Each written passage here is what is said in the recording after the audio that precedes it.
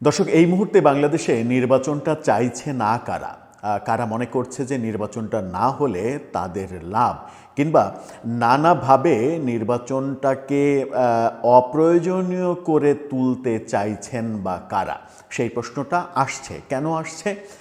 এর আগে আমরা দেখেছি নির্বাচন যেন পিছিয়ে যায় কিংবা নির্বাচনের তফসিল যেন বাতিল করা হয়, সেই ব্যাপারে একবার উচ্চ আদালতে রিট করা হলো। এই ঘটনা আবারও আজকে ঘটেছে, আবারও উচ্চ আদালতে তফসিল চ্যালেঞ্জ করে রিট করা হয়েছে। তার মানে কোনো না কোনো পক্ষ পেছন থেকে ইন্ধন যোগাচ্ছে নির্বাচনটা বানচাল করার।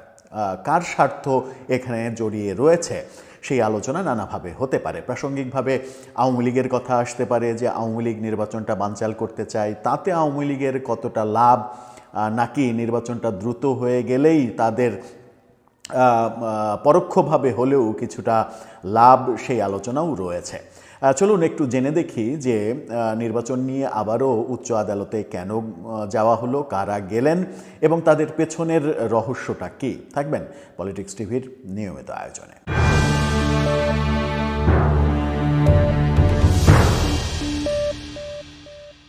দর্শক, বলছিলাম নির্বাচন নিয়ে আবারও তালবাহানা শুরু হয়েছে। নির্বাচন যেন না হতে পারে, নির্বাচন যেন পিছিয়ে যায়, নির্বাচনে যেন এক ধরনের অনিশ্চয়তা তৈরি হয়, সেই ব্যাপারটাতে বাংলাদেশের কোনো না কোনো পক্ষ ধারাবাহিকভাবে বোধহয় কাজ করে যাচ্ছে। তা না হলে আবারও কেন উচ্চ আদালতে রিট করা হলো? ডেইলি স্টারের শিরোনামটা দেখলেই বুঝতে পারবেন। সেখানে বলা হচ্ছে নির্বাচন ও গণভোটের তফসিল চ্যালেঞ্জ করে রিট। এবারই কিন্তু প্রথম না, এর আগেও একবার রিট হয়েছিল, সেই রিট খারিজ হয়েছিল, আবারও রিট করা হয়েছে। আগামী 12 ফেব্রুয়ারি জাতীয় সংসদ নির্বাচন ও গণভোট আয়োজনের সিদ্ধান্ত চ্যালেঞ্জ করে হাইকোর্টে রিট দায়ের করা হয়েছে। আজকে সুপ্রিম কোর্টের আইনজীবী মোহাম্মদ ইউনুস আলী আখন্দ এই রিট করেছেন। রিটে নির্বাচন কমিশন ঘোষিত তফসিল স্থগিত চাওয়া হয়েছে। এই তফসিল স্থগিত করতে বলা হয়েছে। আবেদনে বলা হয়েছে সংবিধান ও আইন অনুযায়ী বর্তমান অন্তর্বর্তী সরকারের অধীনে নির্বাচন ও গণভোট আয়োজন করা সম্ভব নয়। কি আইন? রিটে তত্ত্বাবধায়ক সরকারের অধীনে জাতীয় নির্বাচন আয়োজনের নির্দেশনাও চাওয়া হয়েছে। ব্যাপারটা বোধহয় বুঝতে পারছেন যে এই সরকার, যেহেতু সংবিধানে তত্ত্বাবধায়ক সরকার ইনক্লুড হয়ে গেছে উচ্চ আদালতের রায়ে, সেহেতু এই সরকারের আমলে নির্বাচন হতে পারে না। তত্ত্বাবধায়ক সরকারের অধীনে সংবিধান অনুযায়ী নির্বাচন হওয়ার কথা, সেই যুক্তি এখানে উপস্থাপন করা হয়েছে। গত 11 ডিসেম্বর নির্বাচন কমিশন জাতীয় সংসদ নির্বাচনের ও গণভোটের তফসিল ঘোষণা করে। তফসিল অনুযায়ী আগামী 12 ফেব্রুয়ারি ভোট গ্রহণ হওয়ার কথা রয়েছে। একটা সাংবিধানিক প্রশ্ন তো রয়েছেই যে গণভোট করতে পারে কি না এই সরকার, কারণ গণভোটের কোনো অপশন সংবিধানে নেই। গণভোট করতে হলে আগে সংসদে গণভোটের ব্যাপারটা সংবিধানে অন্তর্ভুক্ত করতে হবে, তারপরে গণভোট করতে হবে, সেই ব্যাপারটা তো রয়েছেই। সাথে তত্ত্বাবধায়ক সরকার ছাড়া কোনো সরকার নির্বাচন করতে পারে না বর্তমান সংবিধান অনুযায়ী, সেই যুক্তিটাও এখানে দেয়া হয়েছে। আইনজীবী ইউনুস আলী আখন্দ ডেইলি স্টারকে বলেছেন, সংবিধান ও গণপ্রতিনিধিত্ব আদেশে অন্তর্বর্তী সরকারের কোনো বিধান নেই। খুবই স্পষ্ট, বর্তমান যে সংবিধান, সেই সংবিধানে অন্তর্বর্তী সরকারের কোনো অপশন নেই। সংবিধানের যে রেফারেন্সে 110 অনুচ্ছেদের রেফারেন্স অনুযায়ী এই সরকার গঠিত হয়েছিল, কিন্তু পরবর্তীতে আমরা দেখেছি যে উচ্চ আদালতে আবার তত্ত্বাবধায়ক সরকার ব্যবস্থা ফিরিয়ে আনা হয়েছে। তত্ত্বাবধায়ক সরকার ফিরিয়ে আনা হয়েছে, কিন্তু আবার সেখানে বলা হয়েছে যে এই নির্বাচন না, পরবর্তী নির্বাচন থেকে এটা কার্যকর হবে। সেটাও অনেকে বলেন যে এই পরবর্তী নির্বাচন থেকে, অর্থাৎ চতুর্দশ নির্বাচন থেকে এটা কার্যকর হবে। এই কথা বলার বাস্তবতা কিংবা এখতিয়ার সেটা আদালতের আছে কিনা, এই ব্যাপারেও অনেকে প্রশ্ন তুলেছেন। যদিও আদালতের এখতিয়ার তো সব কিছুই থাকার কথা, কিন্তু বর্তমান সরকার যেন এই নির্বাচন করতে পারে, গণভোট করতে পারে, বর্তমান সরকারের অধীনেই যেন সব কিছু হতে পারে, সেই ব্যাপারেই পরবর্তী নির্বাচনে তত্ত্বাবধায়ক সরকার কার্যকর হবে এরকম আদেশ এসেছে বলে অনেকে মনে করেছেন এবং বলার চেষ্টাও করেছেন। এবার এই রিটে সেই দাবিটাই করা হলো। তিনি বলেছেন যে তাই এই সরকারের অধীনে নির্বাচন ও গণভোট হতে পারে না। তিনি জানান, মঙ্গলবার হাইকোর্টে রিটটির শুনানি হতে পারে। এখন দেখার বিষয় যে হাইকোর্টে শুনানির ব্যাপারটা হয় কিনা, নাকি শুনানির আগেই এই রিটটি খারিজ করে দেয়া হয়। প্রশ্ন যেটা প্রথমেই উত্থাপন করেছিলাম যে এই নির্বাচন যে কোনোভাবে যে কোনো যুক্তিগ্রাহ্য ব্যাপার সামনে নিয়ে এসে এই নির্বাচন বাতিল করা, নির্বাচন পিছিয়ে দেয়া, নির্বাচন বাধাগ্রস্ত করা, এই কর্মকাণ্ডগুলো কি কোনো একটা গোষ্ঠী কিংবা কোনো একটা পক্ষ করছে? সেই প্রশ্নটা অনেকভাবেই আসছে।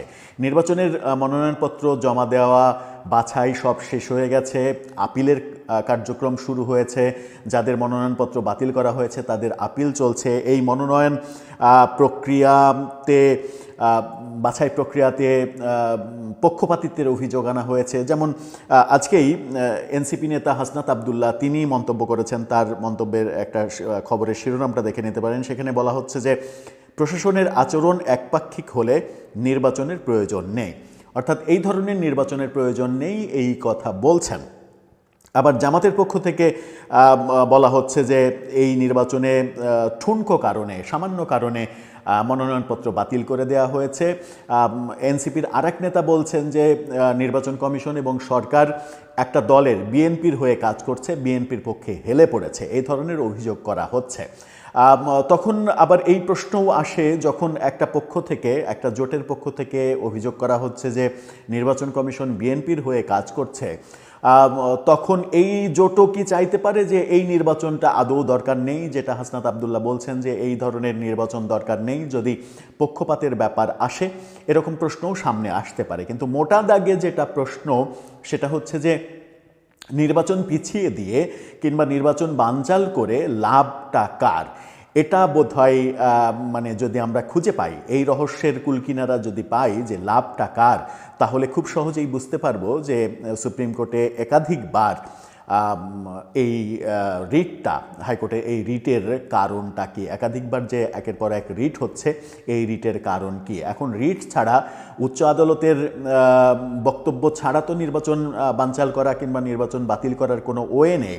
সেই ওয়েতেই হাঁটা হচ্ছে এবং সেই হাঁটার প্রক্রিয়া যখন দেখছি তখন যুক্তিগ্রাহ্য প্রসঙ্গও উত্থাপন করা হচ্ছে। যেমন এই আইনজীবী বলছেন যে এই সরকারের নির্বাচন করার কোনো সাংবিধানিক এখতিয়ার নেই, সংবিধান মানলে সেটাই হয়।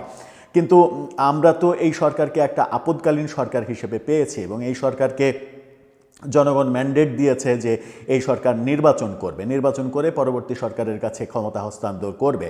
সেই ক্ষেত্রে সংবিধানের মধ্যে না থাকলেও পরবর্তী সরকার, নির্বাচিত সরকার এসে এই সরকারের যাবতীয় কর্মকাণ্ড, যেগুলো সংবিধান বহির্ভূত কর্মকাণ্ড, সেই কর্মকাণ্ডগুলোর যদি বৈধতা দিয়ে দেয় তাহলে আর সমস্যা থাকবে না।